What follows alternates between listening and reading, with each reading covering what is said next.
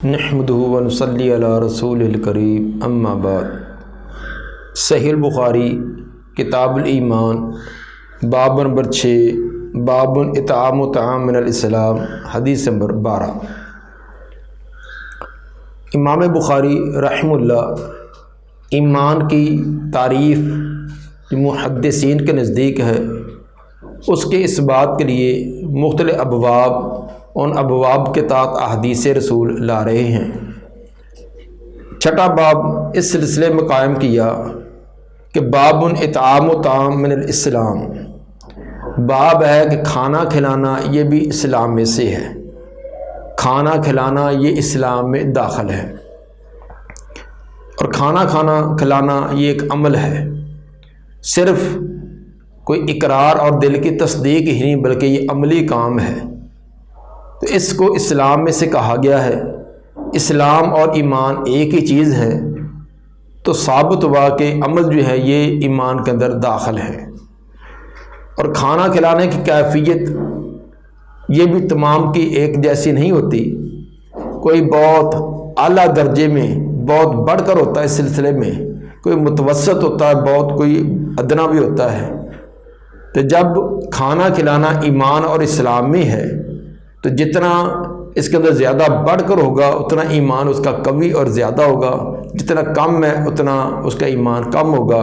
ثابت ہوا کہ ایمان میں کمی اور زیادتی ہوتی ہے۔ اس سلسلہ میں جو امام صاحب روایت لائے ہیں فرماتے قال حدثنا عمرو بن خالد قال حدثنا لیث عن یزید عن ابی الخیر عن عبداللہ بن عمرو رضی اللہ عنہما قال حدثنا عمرو بن خالد قال حدثنا لیث عن یزید عن ابی الخیر عن عبداللہ بن عمرو رضی اللہ عنہما۔ امام بخاری کے شیخ عمرو بن خالد سے مراد عمرو بن خالد حرانی ہیں، اور لیث سے مراد لیث بن سعد جو اہل مصر کے فقیہ لوگوں میں سے ہیں، وہ یزید سے بیان کرتے ہیں۔ یزید سے مراد یزید بن ابی حبیب ہیں جو کہ فقہاء میں سے بہت بڑے فقیہ ہیں۔ ان ابی الخیر ان عبداللہ بن عمرو رضی اللہ عنہما ان رجلا سأل النبی صلی اللہ علیہ وسلم ای الاسلام خیر، ایک آدمی نے سوال کیا نبی صلی اللہ علیہ وآلہ وسلم سے کہ کون سا اسلام بہتر ہے۔ ان رجلا سے مراد بعض نے کہا کہ ابو ذر رضی اللہ تعالیٰ عنہ مراد ہیں، اور بعض نے کہا کہ اس سے مراد حانی بن یزید ہیں جو کہ شریح کے والد ہیں۔ سوال یہ تھا کہ ای الاسلام خیرن، کون سا اسلام بہترین ہے۔ یہاں بھی اسی طرح جس طرح گزشتہ حدیث کے اندر ایک مقدر عبارت نکالی تھی، جہاں بھی نکالیں گے تو یہاں عبارت بنے گی کہ ایو خصال الاسلام خیر، اسلام کی کون سی خصلت کون سی خوبی بہترین ہے۔ چونکہ آگے آپ نے جو جواب دیا ہے وہ اسلام کی خوبی کے متعلق ہے، تو یہاں ایو خصال الاسلام مقدر نکالا جائے گا کہ اسلام سا کون سا کام، کون سی خصلت اور کون سی خوبی بہترین اور عمدہ ہے۔ قال تطعم طعام، آپ نے فرمایا کہ تو کھانا کھلائے، کس کو؟ مستحقین افراد کو۔ یہ تو بات واضح تھی کہ مستحق افراد جو ہے ان کو کھانا کھلائے۔ وتقر السلام علی من عرفت ومن لم تعرف، اور سلام کہے اس کو جس کو تو پہچانتا ہے اور جس کو نہیں پہچانتا، تجھے وہ جانتا ہو یا نہ پہچانتا جانتا ہو، ہر ملنے والے مسلمان کو سلام کہنا۔ اس روایت میں اسلام کے شعار پر عمل کرنے والا کہ ان دو خوبیاں غریبوں مسکینوں مستحقین افراد کو کھانا کھلانا اور ہر مسلمان کو سلام کہنے والا، اس کے بارے میں فرمایا کہ یہ دو بہترین عمل ہیں۔ گویا کہ جو ان دونوں عملوں کو اپنائے گا اس کا ایمان، اس کا اسلام بہترین ہوگا، اور یہ دونوں عمل ہیں تو ثابت ہوا کہ عمل جو ہے یہ ایمان میں داخل ہیں۔ پھر کھانا کھلانا اور سلام کہنا یہ تمام کا ایک درجے کا نہیں ہوتا، بعض ان خوبیوں کے اندر بہت اعلیٰ درجے کے ہوتے ہیں، بعض ادنا۔ تو جب ان دونوں وصفوں کو ایمان اور اسلام میں کہا گیا ہے تو ثابت ہوا کہ ایمان اسلام تمام کا ایک درجے کا نہیں ہوتا، اس کے اندر کمی بیشی ہوتی ہے۔ یہ خوبیاں اسلام کی وہ ہیں جو رفاہ عامہ، حقوق الناس، لوگوں کے حقوق کے متعلقہ ہے۔ تو جیسے اللہ کے حقوق ادا کرنا وہ اسلام اور ایمان میں سے ہیں، اسی طرح بندوں کے حقوق جو ہے ان کا تعلق بھی ایمان اور اسلام کے ساتھ ہے، گویا کہ دونوں قسم کے حقوق ادا کرنے لازم ہیں۔ یہ وہی روایت ہے جو اسی مفہوم کی روایت جو جامع ترمذی کے اندر حدیث نمبر 2485 اور امام بہقی بھی اس روایت کو لائے ہیں کہ حضرت عبداللہ بن سلام رضی اللہ تعالیٰ عنہ جو پہلے یہودیوں کے بہت بڑے عالم تھے، وہ فرماتے ہیں جب آپ ہجرت کر کے مدینہ تشریف لائے، لوگوں نے سنا کہ آخری پیغمبر جن کے مدینہ میں آنے کی آمد تھی، لوگ انتظار میں تھے، وہ مدینہ میں تشریف لے آئے ہیں، تو لوگ ذوق در ذوق آ رہے تھے آپ کی زیارت کرنے کے لیے، ملاقات کرنے کے لیے۔ مجھے پتہ چلا تو میں اپنے نخلستان میں اپنی کھجوروں کے باغ میں تھا، تو میں نے بھی اپنے کام کاج کو چھوڑا اور میں بھی آیا۔ تو میں نے ایک جگہ ایک مجمع دیکھا، لوگ ارد گرد جمع ہیں، اس کے درمیان ایک نوجوان ہے، اس کی ابھی تک مجھے چہرہ اور شکل تو نظر نہیں آئی تھی، لیکن دور سے اس کے الفاظ مجھے سنائی دے رہے تھے۔ جب میں نے ان الفاظ پر غور کیا تو میرے دل نے یہ گواہی دی یہ کسی عامی انسان کی کلام نہیں، یہ عامی انسان کے الفاظ نہیں۔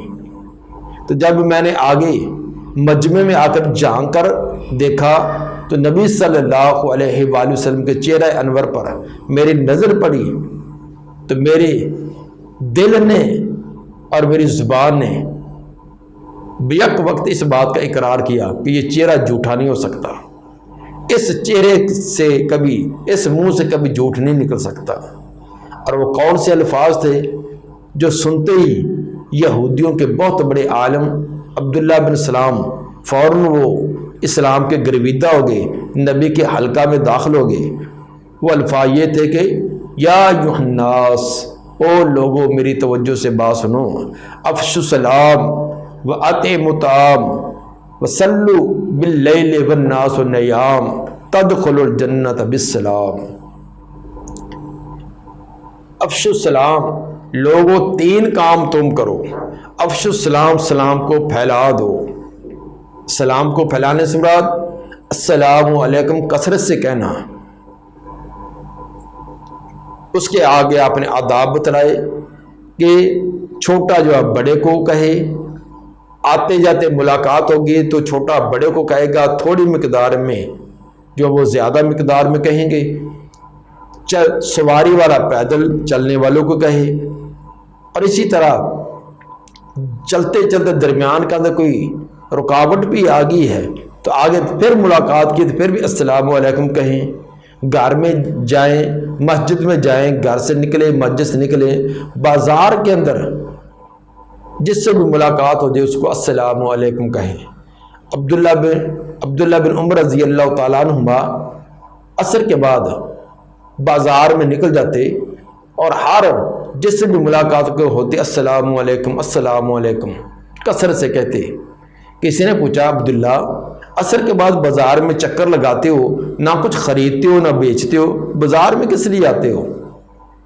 فرمانے لگے واقعی میں نے کچھ خرید و فروخت تو نہیں کرنی ہوتی، میں نبی کی اس حدیث پر افشوا السلام، سلام کو عام کر دو، اس پر عمل کرنے کے لیے بازار میں نکلتا ہوں، کیونکہ بازار کے اندر دوست احباب زیادہ ہوتے ہیں، زیادہ لوگوں کو سلام کرنے کا موقع ملتا ہے۔ افشوا السلام، سلام کو عام کرو، اور سلام کو عام کرنے سے مراد اسلام کی دعوت، اسلامی تعلیمات، اس کو عام کرنا بھی ہے۔ دوسری بات جو آپ نے فرمائی کہ افشوا السلام و اطعموا الطعام، غریبوں کو، مسکینوں کو، یتیموں اور بیواؤں کو کھانا کھلاؤ، واطعموا الطعام۔ بعض روایات کے اندر ایک لفظ واصل الارحام بھی آتا ہے، رشتہ داریوں کو ملاؤ۔ اور آگے جو چیز آپ نے بیان کی وہ وصلوا والناس نیام، بعض روایات میں لفظ ہے وصلوا باللیل، باللیل کا لفظ بھی ہے، وصلوا والناس نیام، نماز پڑھو جب لوگ سوئے ہوئے ہوں، جب لوگ نیند کے اندر غافل ہوں تم اللہ کے دربار میں کھڑے ہو کر تہجد کی نماز ادا کرو۔ یہ 3 یا 4 کام کر لو گے تو اس کا ثمرہ کیا ملے گا؟ تدخلوا الجنت بالسلام، بڑی سلامتی کے ساتھ جنت میں پہنچ جاؤ گے۔ تو ثابت ہوا کہ یہ تمام کے تمام اعمال ہیں اور ان اعمال کے کرنے سے جنت کی بشارت ہے۔ تو جتنا کہ اس کے اندر زیادہ بڑھ کر ہوگا اتنا اس کا ایمان اور اسلام مضبوط ہوگا، اتنے وہ درجات اعلیٰ پائے گا۔ جتنی اس کے اندر کوئی کمزوری ہوگی اتنے ہی ایمان اسلام اس کا کم ہوگا، اتنے درجات کے اندر کمی ہوتی جائے گی۔ باب نمبر 7، حدیث نمبر 13، باب من الایمان ان یحب لاخیہ ما یحب لنفسہ۔ باب ہے کہ ایمان میں سے ہے کہ آدمی پسند کرے اپنے بھائی کے لیے جو پسند کرتا ہے اپنے آپ کے لیے، جو اپنے لیے پسند کرتا ہے اپنے بھائی کے لیے بھی وہی پسند کرے۔ اس میں یہ فرمایا گیا کہ اپنے بھائی کے لیے وہ چیز پسند کرنا جو اپنے لیے پسند کرتا ہے، یہ ایمان میں سے ہے۔ وہ صاف ظاہر ہے کہ کسی کے لیے کوئی چیز پسند کرنا، کسی کے لیے محبت کرنا، یہ ایک عمل ہے، تو اس عمل کو بھی ایمان میں شامل کیا گیا۔ اور دوسروں کے لیے کس چیز کو پسند کرنا، اس کے درجے بھی مختلف ہوتے ہیں۔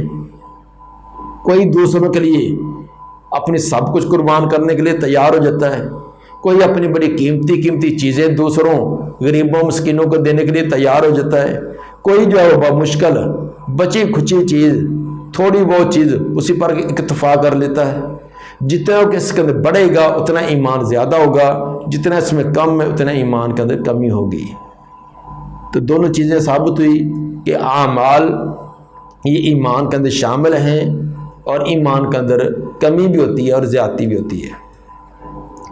قال حدثنا مسدد قال حدثنا یحییٰ عن شعبۃ عن قتادۃ عن انس رضی اللہ عنہ عن النبی صلی اللہ علیہ وسلم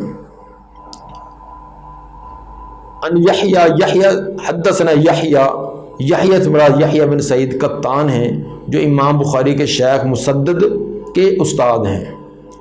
عن شعبۃ عن قتادۃ، ان کے حالات پہلے ہو چکے ہیں۔ عن انس رضی اللہ عنہ عن النبی صلی اللہ علیہ وسلم، آگے دوسری سند امام صاحب لائے۔ وعن حسین المعلم قال حدثنا قتادہ،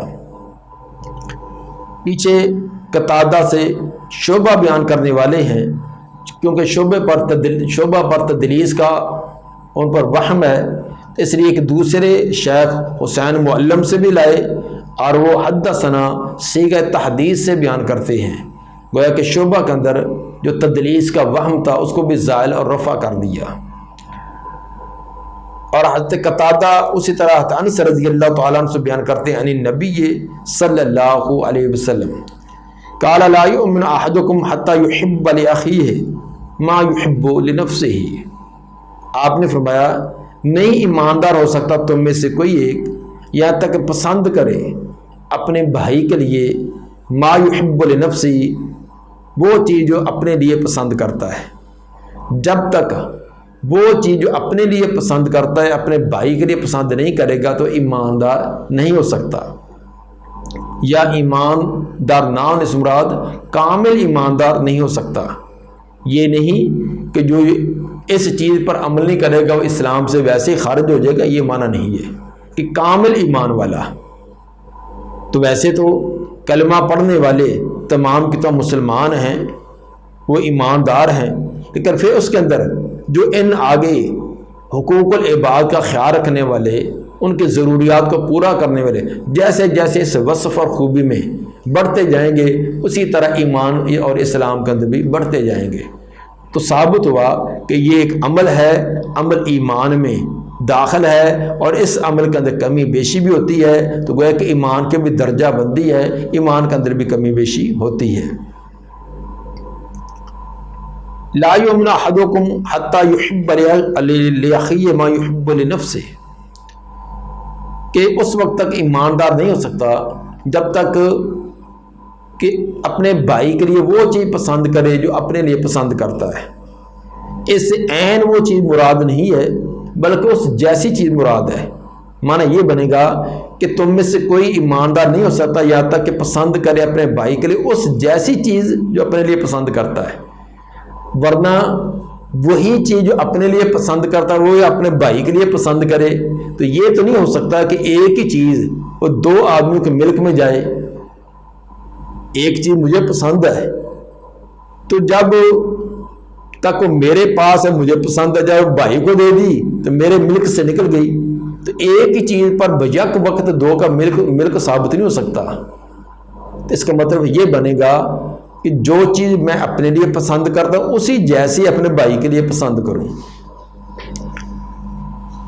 یہ مختصر سی حدیث جو نبی صلی اللہ علیہ وسلم کے فرامین انتہائی اختصار والے ہیں، حجم کے اعتبار سے، الفاظ کے اعتبار سے تو واقعی مختصر ہیں، لیکن اصلاح معاشرہ کا کیمیا نسخہ پورے کے پورے معاشرے کی آپ نے اصلاح کر کے ان چند الفاظ میں رکھ دیے۔ اگر ہم تمام کے تمام اس مختصر حدیث پر ہی کما حق کو عمل کر لیں تو ہمارے معاشرے کے اندر جتنے بگاڑ، جتنی خرابیاں، جتنے خلف اشارے ہیں، تو اس کو ختم ہونے کے لیے نہ کوئی سال لگیں گے نہ کوئی مہینے لگیں گے، چند ایام کے اندر سب کے سب یہ چیزیں ختم ہو سکتی ہیں۔ کیا آپ نے فرمایا کہ اتنا ہی سمجھ لو کہ جو آپ اپنے بھائی سے معاملہ کر رہے ہیں، اگر اس کی جگہ آپ ہوں تو آپ کیا تمنا کریں گے؟ بس جو آپ اپنے لیے پسند کرتے ہیں کہ میرے ساتھ دوسرے ایسا سلوک کریں، آپ بھی اپنے بھائی کے ساتھ وہی کریں۔ مثلا کوئی آدمی، ہر آدمی یہ پسند کرتا ہے کہ دوسرے میری عزت کریں، احترام کریں، ہر ایک پسند کرے گا۔ تو اگر تو یہ پسند کرتا ہے کہ میری عزت ہو، میری معاشرے کے اندر وقار ہو، تو دوسرا بھی پسند کرتا ہے آپ دوسرے کو عزت اور وقار دیں۔ اگر جی کہیں گے تو آپ کو جی ملے گا، اگر اوئے کہیں گے تو اوئے ملے گا۔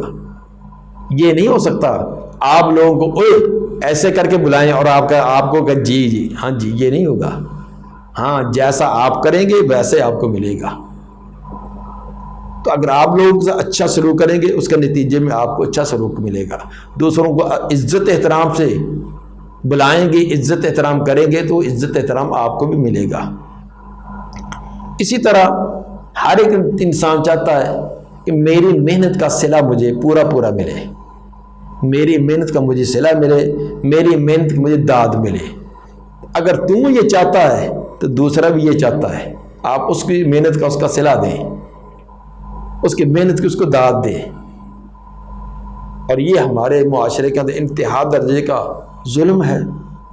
ہم اپنے لیے تو ایک پیسہ جو ہے اس کی کمی برداشت نہیں کرتے اور دوسرے کو پیسہ دینے کے لیے تیار نہیں۔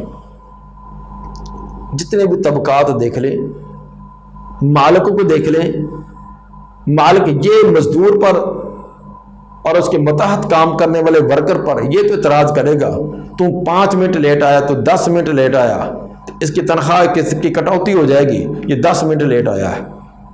تو کبھی یہ بھی دیکھا کہ اگر اس کو 10 منٹ میں نے اوپر لگوائی ہے، کبھی آدھا گھنٹہ اوپر، یہ بھی ٹرک آ گیا یہ بھی اتار دیں، آج یہ کام ہے بڑا فلان جگہ ایمرجنسی آ گیا ہے، ہر ایک کو آدھا گھنٹہ اوپر لگایا ہوا، 2 گھنٹے کے بیچاروں کے لگوا دیتے ہیں، لیکن اس کا کچھ بھی نہیں ہے۔ تو اگر وہ 5-10 منٹ لیٹ آتے ہیں تو ان کو سزا ملتی ہے، زجر و توبیخ ہوتی ہے۔ اگر ان سے 10-15-20 منٹ اوپر لگا رہے ہیں تو ان کو کبھی شاباش بھی ملنی چاہیے، اس کا کوئی افزانہ بھی تو ملنا چاہیے۔ اگر شاگرد 5 منٹ کلاس میں لیٹ آ جائے تو اس کی شامت آ جاتی ہے، تو وہ استاد اگر 10 منٹ بھی لیٹ پہنچے تو کوئی پرواہ نہیں ہے۔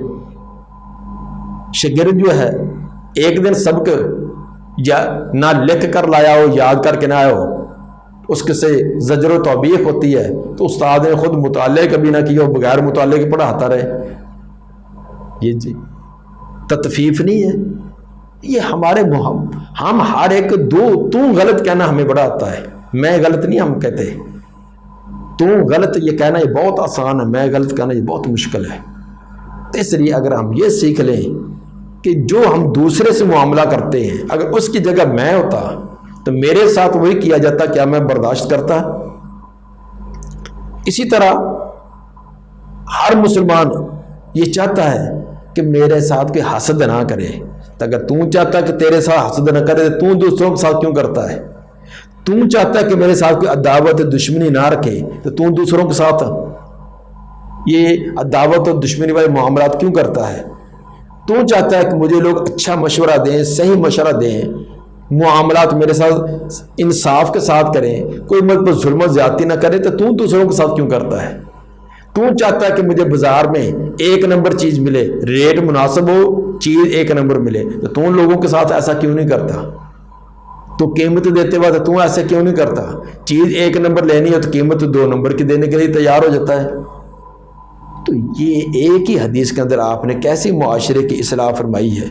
اس کے اندر امام غزالی رحمہ اللہ کا ایک واقعہ بڑا دلچسپ ہے۔ وہ فرماتے ہیں کہ ایک آدمی کے گھر میں چوہے کثرت سے ہو گئے، بڑا پریشان ہے، چوہے کبھی فلاں چیز کو کتر کبھی فلاں کو اس کو کاٹ دیتے ہیں۔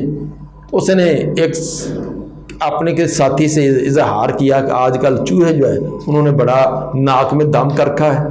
اس نے کہا کہ یہ کون سا مسئلہ ہے، آپ گھر میں بلی لائیں؟ تو بلی نے 2 دفعہ میاؤں میاؤں کیا، چوہے تمام نکل جائیں گے۔ اس نے کہا کدھر جائیں گے؟ میرے گھر سے بھاگ کر کہاں جائیں گے؟ انہوں نے کہا کہ ہمسایوں کے، آپ کے دائیں بائیں ہمسایوں کے چلے جائیں گے، آپ کا گھر چھوڑ جائیں گے۔ اس نے کہا کہ اچھا میں پسند اپنے لیے نہیں کرتا کہ میرے گھر میں چوہے ہوں مجھے نقصان پہنچائیں، تو اگر میں بلی لاؤں گا تو بلی کی وجہ سے میرے ہمسایوں کے گھر میں چلے جائیں تو ان کو یہ اذیت نہیں ہوگی؟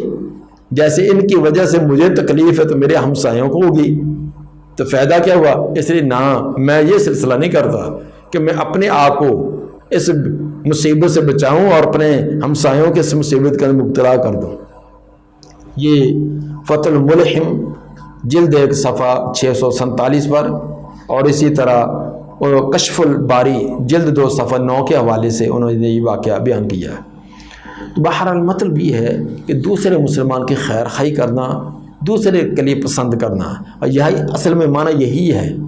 یہ نہیں کہ جو چیز آپ کے پاس پسند ہے، آپ کا قیمتی موبائل آپ اٹھا کے دوسرے کو دے دو، آپ کا اچھا قیمتی جوتا اتار کر دوسرے کو دے دیں، کہ اور گھر میں کوئی چیز دوسرے کو، یہ تو ممکن ہی نہیں ہے کہ آپ جو بھی آپ کو پسند ہے اٹھا کر دوسرے کو دیں تاکہ حدیث پر عمل ہو جائے۔ یہ نہیں مطلب یہ ہے کہ ہر ایک آدمی پسند کرتا ہے کہ میرے ساتھ کوئی ظلم و زیادتی نہ کرے، میرے ساتھ اچھا سلوک کرے، میرے حقوق پورے ادا کیے جائیں، میرے بارے میں کوئی چغلی غیبت نہ کرے، میرے ساتھ کوئی حسد نہ رکھے۔ اگر یہ تو اپنے بارے میں کہتا ہے تو دوسرے کے ساتھ بھی یہی کر۔ اگر اپنے بارے میں پسند کرتا ہے تیرے ساتھ کسی قسم کی ظلم و زیادتی نہ ہو تو دوسرے کے لیے پسند کر کہ اس کے لیے نہ تو ظلم و زیادتی کرے نہ کوئی اور کرے۔ لا یؤمن احدکم حتی یحب لاخیہ ما یحب لنفسہ، اس وقت تک کامل ایمان والا نہیں جب تک کہ وہ اس درجے تک نہیں پہنچ جاتا کہ اپنے بھائی کے لیے بھی وہ تمام کی تمام خیر خواہی والی باتیں پسند کرے جو اپنے لیے پسند کرتا ہے۔ دعا ہے کہ اللہ تعالیٰ نبی صلی اللہ علیہ وسلم کے یہ تمام کے تمام قیمتی بہترین فرامین جو ہماری دنیا اور آخرت کی کامیابی پر مبنی ہیں ان پر عمل کرنے کی ہمیں توفیق عطا فرمائے۔ سبحان ربک رب العزت عما یصفون والسلام علی المرسلین والحمد للہ رب العالمین۔